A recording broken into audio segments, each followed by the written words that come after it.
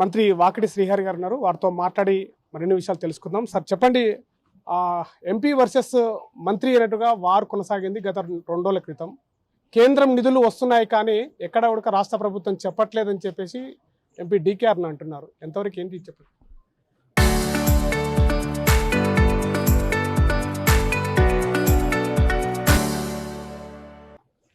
Media మిత్రులు నమస్కారం. Media సాక్షిగా చెప్తున్నా, అమృత్లో 40% కేంద్ర ప్రభుత్వం సెంట్రల్ గవర్నమెంట్ ఇస్తుంది, 40%లో స్టేట్ గవర్నమెంట్, 20% లోకల్ బాడీస్, అంటే 60% స్టేట్ గవర్నమెంట్. అంటే 60% నీకు ₹1,00,00,000 ఇది 60 లక్షలు స్టేట్ గవర్నమెంట్వి, 40 లక్షలు సెంట్రల్ గవర్నమెంట్వి. ఇది ఓపెన్గా మీడియా ముందరే మాట్లాడుతున్నా. ఇండ్లలో కూడా సెంట్రల్ గవర్నమెంట్ ఇస్తుంది. ఎంత ఇస్తుంది? 5 లక్షల రూపాయలు ఒక పేదోనికి ఇల్లు ఇస్తే, 4,30,000 రూపాయలు స్టేట్ గవర్నమెంట్ ఇస్తే, 70,000 రూపాయలు సెంట్రల్ గవర్నమెంట్ ఇస్తూ ఉంది.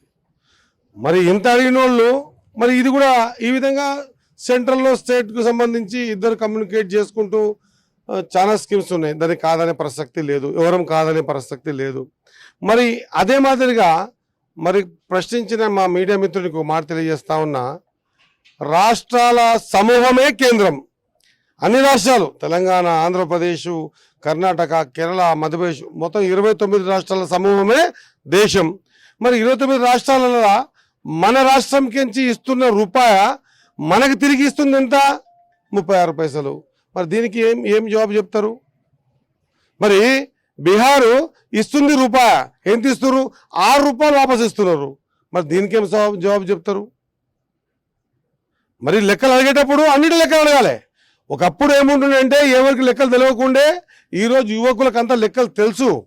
ఈ తెలంగాణ రాష్ట్రానికి పన్నుల రూపేణ సెంట్రల్ గవర్నమెంట్ కడుతున్నటువంటి ₹1 సెంట్రల్ గవర్నమెంట్ మనకి ఇస్తుంది ఎంత అంటే 35 పైసలు మాత్రమే.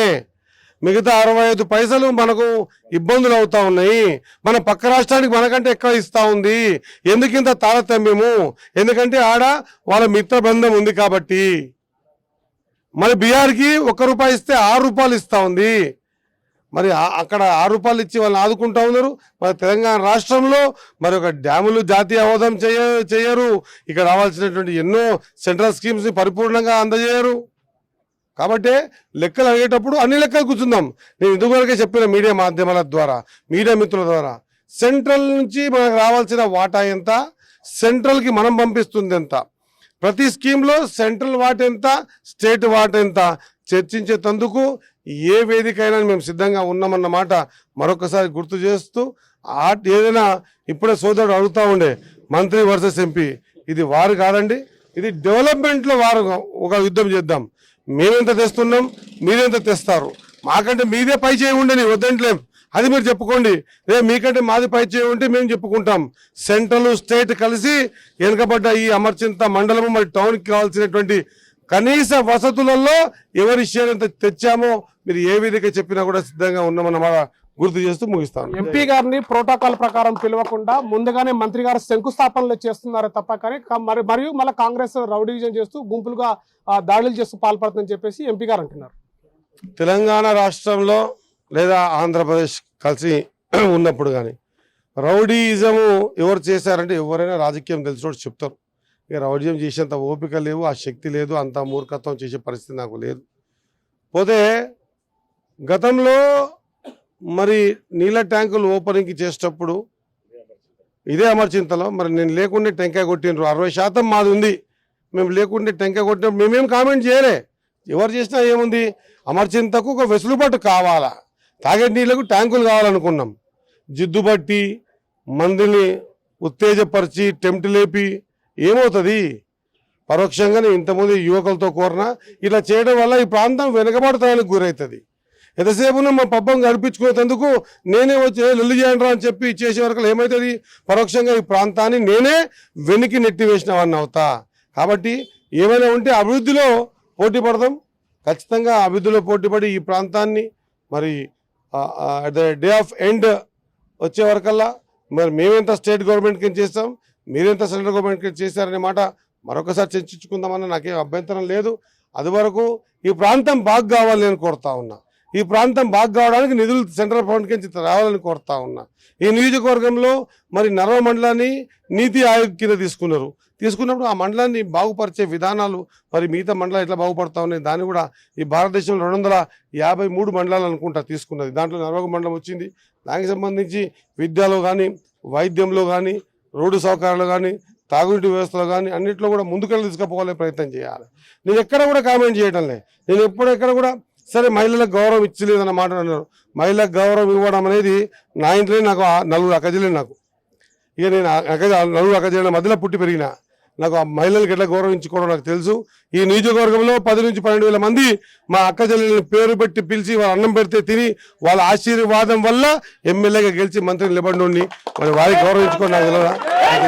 డికే అరుణ గారు జూరాలకి ప్రమాదం పొంచి ఉంది, కింద దిగువన డ్యామ్ అల్లి కొన్ని నిర్మించాలని చెప్పారు, కానీ రాష్ట్ర ప్రభుత్వం పట్టించుకోవట్లేదు అని చెప్పేసి కౌంటర్ ఇచ్చారు.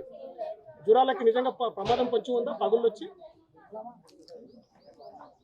జూరాల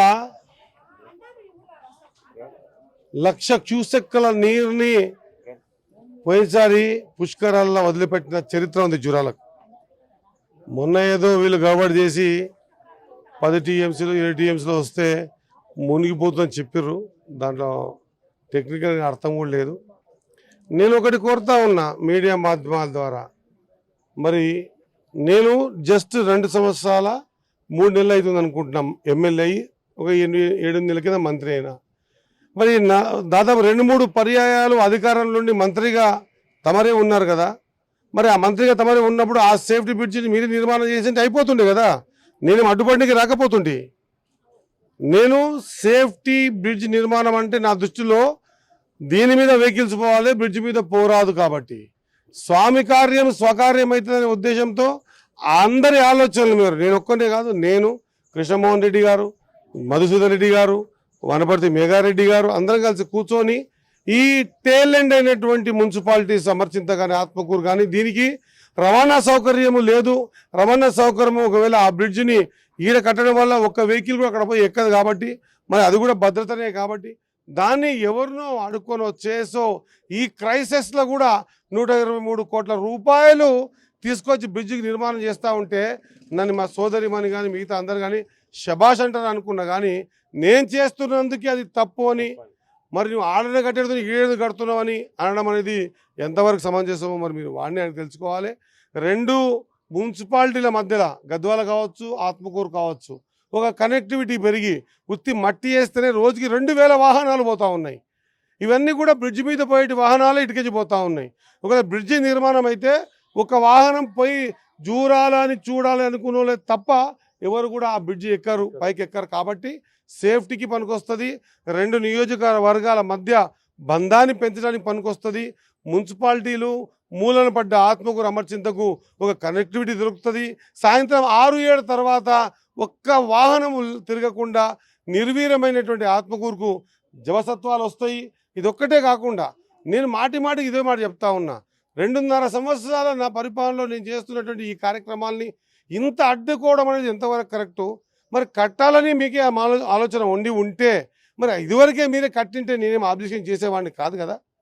కాబట్టి నేనేమంటున్నా, ప్రజల ఆలోచన విధానం, ప్రజల సౌకర్యార్థం, బ్రిడ్జ్ సౌకర్యార్థం, బ్రిడ్జ్ చెడిపోకుండా ఉండేందుకు ఇక్కడ కట్టుకుంటున్న బ్రిడ్జ్ నిర్మాణానికి మరి ఈరోజు మనము ఎంతో శ్రమ ఓర్చి ఎవరెవరినో ఒప్పించి మెప్పించి ఈరోజు చేస్తూ ఉంటే ఎన్ని కార్యక్రమాలు ఆ బ్రిడ్జు మేము కాదంటే కూడా కడుతుర్రు కదా అని దీన్ని మనసులో పెట్టుకొని ఈరోజు అడుగడుగున ఇబ్బందులు పెట్టే కార్యక్రమం. దీని నుంచి ప్రజలు తిక్కోళ్ళు కాదు, ఒకప్పుడు తిక్కోళ్ళు ప్రజలు తెలియకుండే. ఇప్పుడు ప్రతి చిన్న పిల్లగాడు కూడా దీని నుంచి లాభం ఎంత నష్టం ఎంత బేరీ చేసే స్థాయికి ఎదిగినరు. కాబట్టి అమర్చింత ఆత్మకూరు అంతా తిక్కోళ్ళేం కాదు. ఒకప్పుడు రాజుల సంస్థానంలో ఉన్నటువంటి ఈ ప్రాంతాలు సమర్థులు, యువకులు, వాళ్ళ రక్తంలో ఈరోజు మా ప్రాంతం అభివృద్ధి చెందుతుందనే సంతోషంలోనూ కొంతమంది ఇబ్బంది పెట్టిన మాత్రాన అందరికీ ఇబ్బంది ఏం జరగదు. ఎవ్వరూ అధైర్యపడాల్సిన అవసరం లేదు. ఖచ్చితంగా సౌకర్యార్థం బ్రిడ్జికి కూడా సేఫ్టీ కోసం ఈ బ్రిడ్జి నిర్మాణం జరుగుతూ ఉంది. దానికి ఆశీర్వదించవలసింది కోరుతా ఉంది. ఇది అంటే కేంద్ర రాష్ట్ర ప్రభుత్వాల సమన్వయంతోనే కూడా ఇక్కడ సంక్షేమ పథకాలు అభివృద్ధి ఉన్నాయి. 60% కేంద్రం ఇస్తే 40% రాష్ట్ర ప్రభుత్వం వాటా ఇస్తుంది. కానీ ఇక్కడ స్థానికంగా ఒక ఎంపీగా ఉండి సంక్షేమ కార్యక్రమాలు నడుస్తున్నప్పటికీ కూడా సహకరించకుండా దానిపైన అభాండాలు వేయడం అనేది చాలా సిగ్గుచేట అంటూ చెప్పి కూడా మంత్రి వాకిటి చెప్తున్నటువంటి పరిస్థితి. కెమెరా పర్సన్ నర్సింగ్తో శివాజీ, RTV, వనపర్తి జిల్లా.